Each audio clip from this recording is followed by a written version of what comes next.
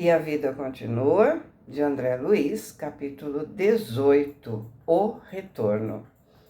Enfim, a volta. Ambos, Evelina e Fantine, manifestavam o contentamento de crianças em festa. As despedidas, antes de se incorporarem à reduzida equipe de companheiros que voltariam ao domicílio terrestre em condições iguais às deles, recolheram de Ribas a recomendação: vocês representam nossa cidade, nossos costumes e princípios. Portem-se na base do novo ensinamento. Se precisarem de auxílio, comuniquem-se conosco pelo fio mental. Quando o veículo pousou rente à Via Anchieta, e aqui em nota ele diz, que é a rodovia que liga São Paulo ao litoral, no ponto em que a estrada se bifurca, descerrando o caminho para São Bernardo, o pequeno grupo se dispersou.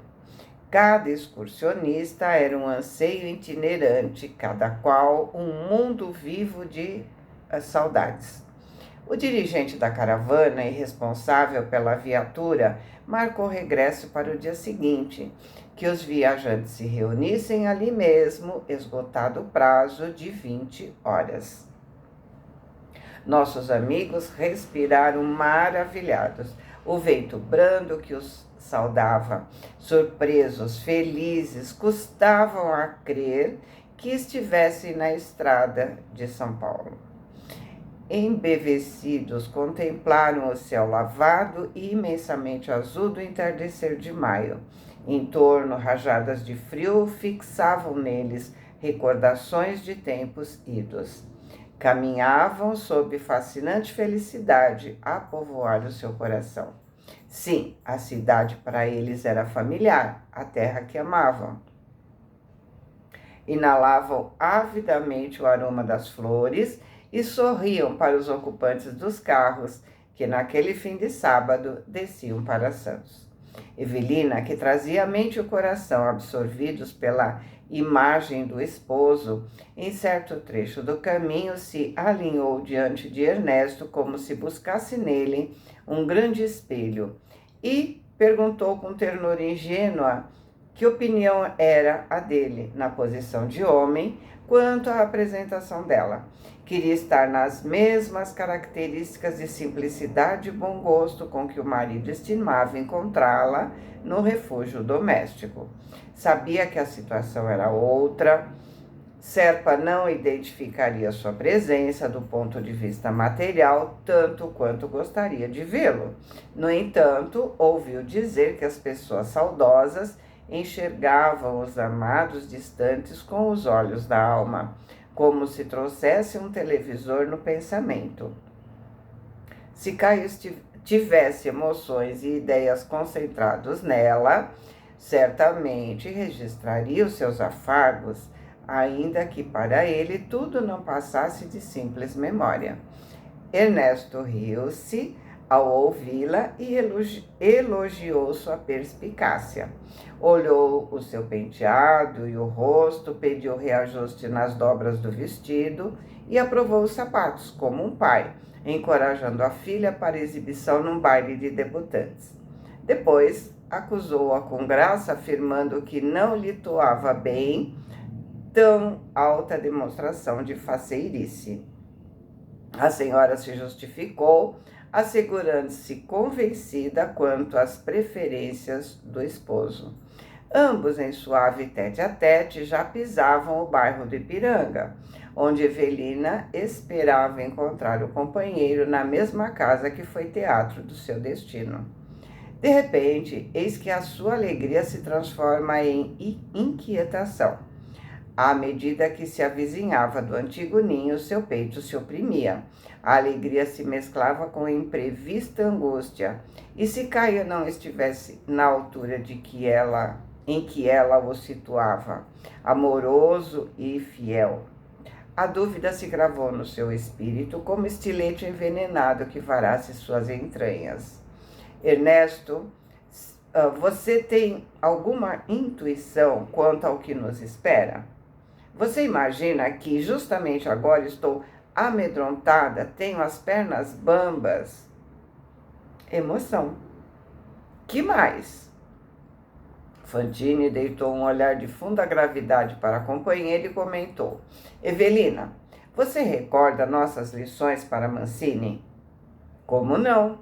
Mas tem isso a ver, que tem isso a ver com o nosso problema? Meditemos. Por meses e meses temos falado a Túlio, você de modo especial, relativamente às coisas da alma. Abnegação, compreensão, serenidade, paciência, ensinamentos dados e recapitulados, deduções e repetições. Sim. Você não admite que o instrutor Ribas, com tantas explicações sobre o amor e casamento, serviço e espiritualidade para nós dois, não terá feito o mesmo a nosso benefício? Não acredita que ele, o dedicado amigo, conversando às vezes de maneira exaustiva, não estaria sendo para nós um professor, enxergando longe? É. Estejamos preparados para mudanças. A senhora desconversou. Mudou de assunto. Afirmou-se receosa, algo fatigada.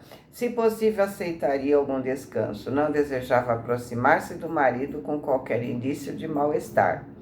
Ernesto propôs alguns minutos de repouso no jardim do museu. E aqui também, né, vamos lembrar, é o Museu de Ipiranga, aqui de São Paulo, né? Rumaram para lá, aconselhando-se ao pé da fonte amiga, cujas águas pareciam guardar o poder de acerenar os pensamentos. Vamos lembrar que a água nos ajuda a serenar, nos conecta com a paz. Ela faz parte do nosso organismo, 75% do nosso corpo é água, né? Por isso precisamos nos hidratar constantemente. E principalmente ela, né, que desconversou, não quis saber, não é comigo. Ela continuava naquele orgulho dela, né, de ser amada e que ele estaria chorando, né, muito pela ausência dela. Como que contagiado pelos temores da companheira, Fantine de repente se sentiu amuado. Olha o que a gente sempre fala, né? Sobre os nossos assuntos. A ansiedade dela acabou contagiando ele, apesar dele estar falando para ela sobre os ensinamentos recebidos. Ela o escutou, mas não o ouviu. Tá? Quer dizer, ela escutou, mas não deu atenção. Continuou na sua faixa vibratória. Portanto, não se influenciou com o que ele disse, mas ele, prestando atenção ao que ela falava, acabou se influenciando por ela. No exato instante em que se aproximava da mulher e da filha, o entusiasmo que a romagem lhe causava esmorecia. Ensimesmou-se. Evelina percebeu e passou a falar de alegria e esperança, encarecendo o mérito das ideias positivas. Ele assinalava as frases de vigorosa confiança a se derramarem no verbo da moça que se fez sua irmã e amiga, incapaz de alterar-lhe de aliar-se do silêncio a que se acometeu de repente. A senhora Serpa, discreta, silenciou e por fim declarou disposta ao trecho final da viagem. Cavalheiro, Fantine prometeu assisti-la em primeiro contato com o lar, que ela verificasse o ambiente doméstico. Se tudo respondesse à sua expectativa otimista, viesse até ele, que lhe aguardaria nos arredores o aviso conveniente, e então deixaria com o esposo até o dia seguinte, enquanto ele, ao mesmo tempo, se arrancaria para a Vila Mariana, onde contava rever a família. Então, gente, olha o exemplo de fraternidade, de caridade verdadeira, né? Ele queria muito ver a família dele, mas quis ter certeza que ela ficaria bem. Caso contrário, ele abriria mão de ver a sua família e ficaria com ela para apoiá-la. Evelina concordou, não lhe agradava ficar a sós, nem prescindia do seu apoio. 6 horas da tarde, a moça não via mais o céu paulistano, nem o casario, nem os transeuntes. Coração aos pulos, aproximou-se do lar. Atravessou o pátio de acesso e tateou a porta de entrada que facilitou sua passagem. Algo lhe dizia no íntimo que Serpa estava em casa e seguiu à frente. Tremia, assustada. Inspecionou a peça em torno. A sala era a mesma, com pequenas alterações no mobiliário do seu tempo. Ao lado, estreito escritório do esposo, mostrando as cortinas abertas. Penetrou aí com a unção de quem avança passo a passo pelos recantos de um santuário.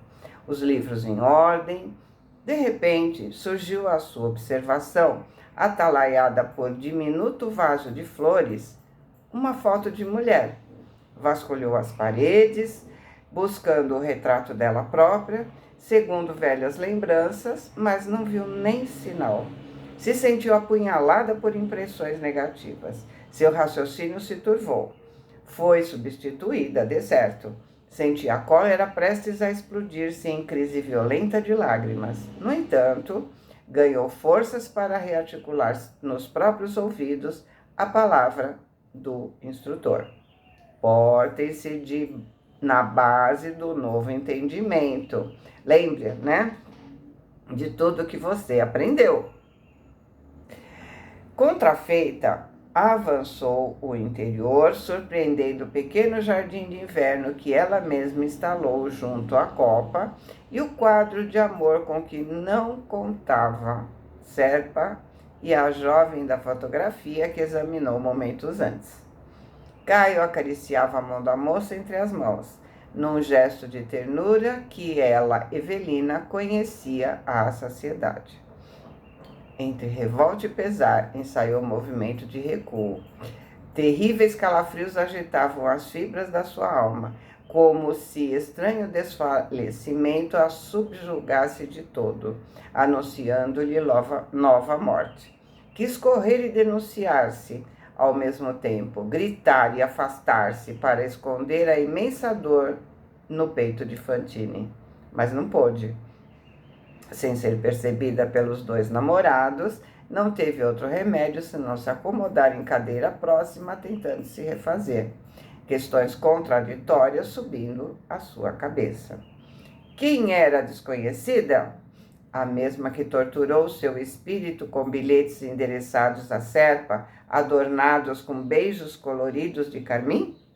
Caio protestou-lhe amor eterno durante os últimos dias de sua permanência no lar.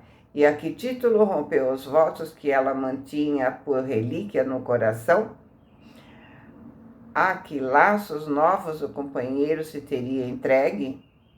Estaria casado ou se conservava menos responsável como o homem que brinca com os sentimentos alheios, menosprezando a vida? Que lhe reservava o futuro? Olhou ambos os circunstantes, francamente assombrada com a indiferença que revelava diante dela. Então, não sentiam sua presença, não estavam nem aí para ela, tanto que não tinha uma foto dela sequer. Ela tanto quis se enganar, né? Achando que ele não viveria sem ela, que ela era muito importante para ele. Claro que ela se desequilibrou, né? Pela primeira vez, depois de grande libertação, verificava que os sentidos físicos se enquadravam a limites rigidamente determinados, porque Caio e a companheira muitas vezes pousavam nela o olhar sem que a vissem. No entanto, ela era obrigada a enxergá-los e ouvi-los como quaisquer pessoas terrestres comuns, desde que não se arredasse dali. A senhora Serpa agoniava-se. Apesar do desejo de se omitir, desertar, a emoção como que interceptava seus movimentos. De alma ferida, notou que o marido dirigia a outra aqueles mesmos olhares de carinho envolvente que lhe haviam pertencido.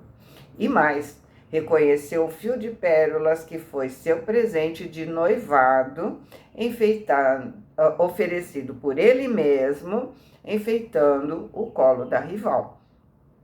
Chorou irritada, ou seja, ela não estava preparada para ver a realidade. Ela fantasiava o tempo todo. Ela imaginava que o marido a amasse, que ele estaria sofrendo pela morte dela, queria ficar com ela, e apesar de ver que os seus móveis foram mantidos, não tinha mais a foto dela, o seu colar de pérolas já pertencia a outra pessoa. Mesmo quando Ernesto quis lembrá-la das lições recebidas, ela não quis ouvir. Seu mundo ruiu, porque era um mundo de fantasia, onde não existia um marido que a atraía, só existia aquele marido do começo do casamento. Em seu mundo só existia um marido bom, gentil e que a amava acima de tudo. Evelina, no entanto, embora trouxesse os pensamentos conflagrados, não mais desejava se desfazer da sutil vinculação com os ensinamentos da cidade espiritual que passou a se erguer em sua residência.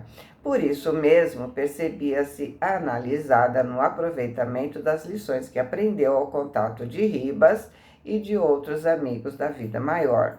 Lembrou-se de Túlio, a quem tão repetidamente ensinou o desapego afetivo, e admitiu-se em condições de egoísmo e inconformidade, talvez muito piores que as dele. Pois é, né?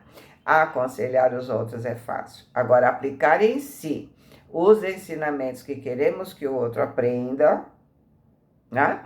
Precisamos ter em mente que o que ensinamos para o outro é exatamente o que nós precisamos aprender. Recorreu à prece, diligenciou humilhar-se, lutou contra si própria, concluindo que Caio desfrutava o direito de ser feliz como desejasse. Aos poucos, muito aos poucos, conseguiu se acalmar de algum modo e começou a escutar o diálogo que se desdobrava ativo ao lado dela. Você, Vera, ostentava o advogado risonho, achou em mim um homem pacato e sincero. Devia orgulhar-se disso. E como você explica o caso daquela dama indesejável no escritório? Não me venha com ciúmes. Um causídico não seleciona clientes à porta. Sou um homem do povo e não posso me negar. Ou seja, ele continua o mesmo, né? Quer dizer que não tenho o direito de zelar por nossas relações? Quem falou isso? O telefonema que recebi dessa lambisgoia que me deixou arrasada. O que ela me disse de você? Se dermos atenção a tudo o que se comenta a nosso respeito, a vida seria impraticável. Mas eu não estou aguentando mais. Ora, aguentando o quê? A jovem que Serpa designava por Vera caiu em pranto. Ele a atraiu de encontro ao peito, sob os olhos espantados de Evelina, e sussurrou-lhe aos ouvidos, depois de beijá-la várias vezes na face. Tolinha, a felicidade não é flor que se adube com lágrimas. Anime-se, eu sou seu e você é minha. E daí? Se ao menos estivéssemos casados, se ao menos pudesse usar seu nome, saberia como proceder com essas mulheres que infernizam a nossa vida. Bobagem, você exagera tudo. Já disse que caso com você. Não sou homem sem palavra.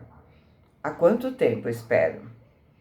E há quanto tempo eu espero solução ao problema da sua casa?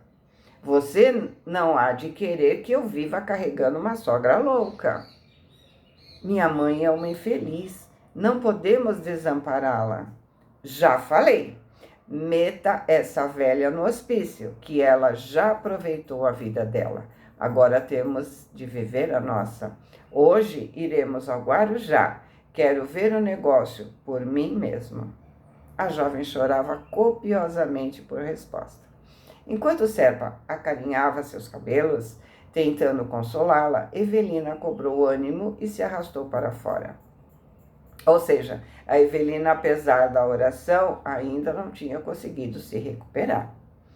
Tinha sede da presença de Ernesto.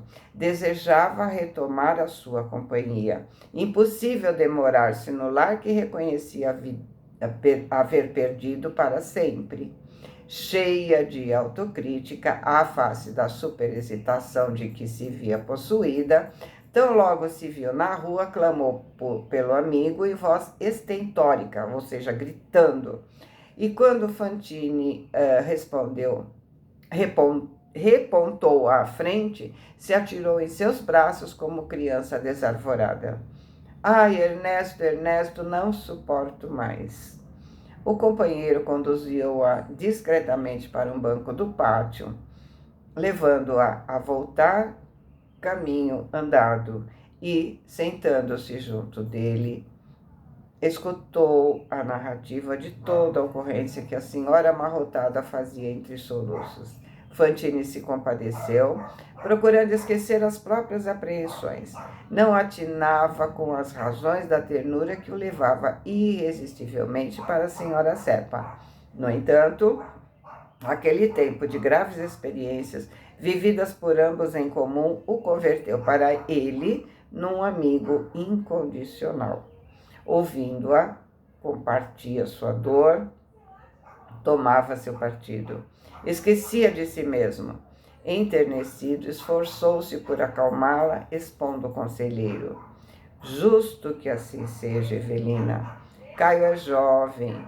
Você e ele não formavam um casal de velhos, como acontece comigo e Elisa. Admito que ele terá um lugar no seu coração. No coração dele, desculpa, particularmente reservado para você, mas, de certo, experimenta as necessidades de homem comum. Mas a moça que está com ele é a mesma Vera que lhe escrevia os bilhetes do meu conhecimento?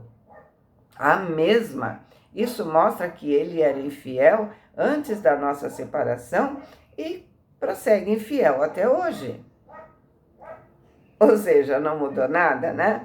Precisamos entender que as pessoas só mudam quando elas querem. A reforma íntima é íntima. Né? Ele não achou necessidade de mudar nada nele. Então ele continuou como ele era. Ernesto, afagando sua cabeça num gesto paternal, tenho pensado. Você não acredita que a morte nos entregou a nós mesmos e que Deus nos concedeu benfeitores abnegados que nos ampararam e esclareceram para que enfrentássemos as verdades que hoje estamos vivendo? Que teremos feito da existência no mundo? O curso de egoísmo ou um aprendizado de abnegação?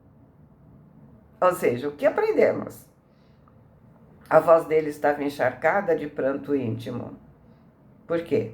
Porque o que ele perguntava para ela, na verdade, ele também estava perguntando para ele mesmo.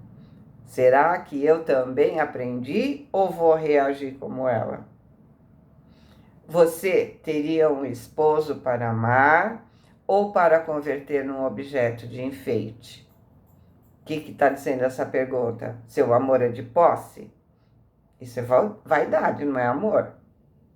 Falamos tanto em devotamento quando unidos ao corpo terrestre, não será depois da morte o tempo mais propício à demonstração de nossas juras? Não haverá chegado o instante em que Serpa mais necessita de consideração e carinho? Então, no teatro da vida, né, nós assumimos vários papéis. Ora somos esposos, ora somos pais, netos, amigos. Não existe coincidência, não existe acaso. Nossas histórias se cruzam. Nos encontramos com quem deveríamos nos encontrar para a gente ajustar as nossas arestas. Simples assim. Não tanto pelas palavras, mas pelo tom em que foram ditas, a moça se viu inclinada à piedade. Na tela da imaginação, começou a julgar o marido sob novo prisma. Caio era um homem jovem e os desígnios do Senhor mantinham-no vinculado ao envoltório físico. De que modo reclamar o roteiro de austeridade afetiva para o qual se achava ainda tão longe? Esteve reclusa no mundo espiritual por 2 anos, sem revê-lo sequer. Como criticar sua conduta? E por que hostilizar a menina que o seguia? Não viu suas lágrimas de sofrimento, registrando o sarcasmo do esposo irrefletido e volúvel? Acaso não conseguia enxergá-la ocupando o seu lugar junto dele, recolhendo a dedicação incompleta e herdando as aflições que ela própria atravessou? Então, ela olhou para outra que está no lugar dela, sofrendo as mesmas traições, as mesmas inconsequências. Fantine desfez a pausa e arrancou-a da ligeira meditação, justificando sensato. Evocando as lições de Ribas, conclui de mim para comigo que os nossos instrutores levaram você à excursão corrente para que você aprenda a perdoar. E quem sabe, talvez que essa moça... Talvez o quê? Objetou Evelina diante das desmaiadas reticências. Talvez essa moça seja a pessoa a quem você deva implorar a graça de ser nova mãe para Túlio. Claro, né? Olha o pensamento dele. O Caio matou o Túlio. Lhe deve a vida. O amor de pai vai desfazer o problema. Vai fazer com que ele desencarne já tendo devolvido a vida que ele tirou. Temos estudado temas complexos de paixão e reequilíbrio, culpa e reencarnação, induzindo-nos a pensar e pensar. Por outro lado, Ribas mostrou-nos as necessidades de Mancini, sem nos oferecer quaisquer sugestões. No entanto, sabemos que o rapaz está por nossa conta na presente fase de reajuste, depois de haver perdido o corpo físico pelo tiro de Serpa. Então, ela é responsável por ele, isso que ele está lembrando, né? Ela é responsável por ele, uma vez que ela foi inconsequente com ele, que acabou gerando todo aquele desfecho. Você não admite que Caio deve restituir-lhe a experiência terrena com a devoção e a ternura de um pai? E que melhor ocasião encontrará você, além da de agora, para exercitar os ensinamentos de Jesus, amando aquela que considera inimiga e transformando-a em instrumento de auxílio, a benefício do homem endividado que você ama?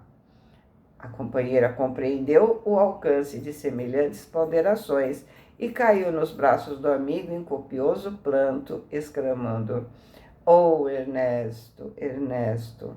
Alguns instantes mais e um carro despontou da garagem conduzindo o casal. Suspendendo os soluços, Evelina informou ter ouvido que os dois se dirigiam ao Guarujá. Enquanto o moço causídico deixava a direção do veículo para atender ao fechamento da casa, Fantine contemplou a jovem parceira e fez-se pálido. Então, mais profundamente chocado, talvez, que a senhora Serpa, gaguejou arrasado de angústia. Evelina, Evelina, escute, esta moça é Vera Celina, minha filha. O que a gente falou agora há pouco e tantas outras vezes? Não existe acaso. Não estão envolvidos na situação por acaso. E vamos ver a continuação disso no próximo capítulo. Fiquem com Deus, boa semana, amo vocês.